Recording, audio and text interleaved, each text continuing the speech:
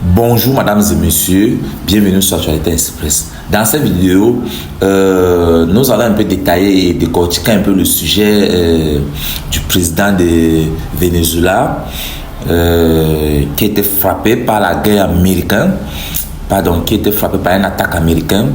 Et dans cette vidéo, nous allons décortiquer tension politique et tension externe. Après le capture du président Nicolás Maduro par les forces américaines début de janvier, Delcy Rodríguez a été nommé président par intérêt par le Cour suprême vénézuélien, reconnu par l'armée comme dirigeant temporaire du pays. Rodríguez a appelé une coopération pacifique avec les États-Unis, mais la réaction interne reste divisée entre l'appel au dialogue et rejet intervention. Maduro face à une justice américaine. Nicolás Maduro doit être présenté au tribunal de New York, où il fera face aux accusations et au narcotrafic et au terrorisme.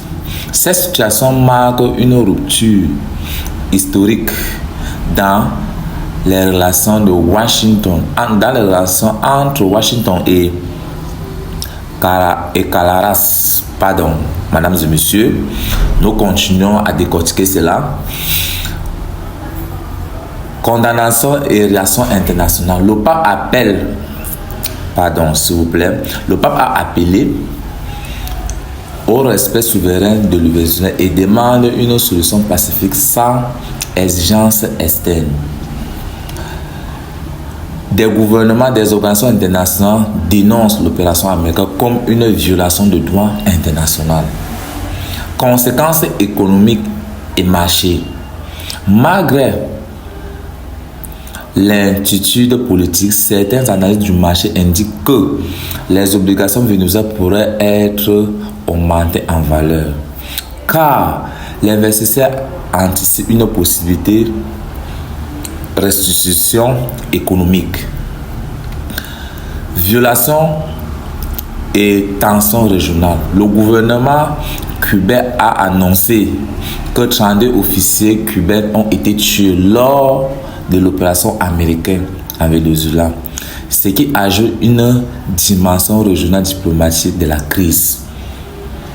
Alors mesdames et messieurs, voilà un peu la situation où on est en ce moment avec le Venezuela contre les États-Unis. Et je ne sais pas, moi je pense que le président américain, M. Donald Trump, devait déjà dialoguer autour d'une table, faire un dialogue international avec le président Nicolás Maduro. Mais je pense que ce n'était pas le cas. C'est un monsieur qui agit tellement vite. Bon, on ne sait vraiment pas ce qui va se passer dans les jours à venir. Mesdames et messieurs, restez scotchés sur la chaîne et abonnez-vous déjà pour les prochaines vidéos.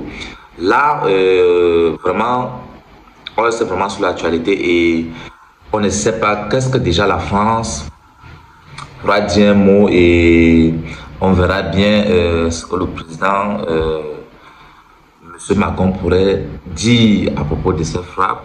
Et si déjà vous avez déjà certaines informations, n'oubliez pas de le mentionner en commentaire. Et déjà, on se revoit à la prochaine vidéo. Merci.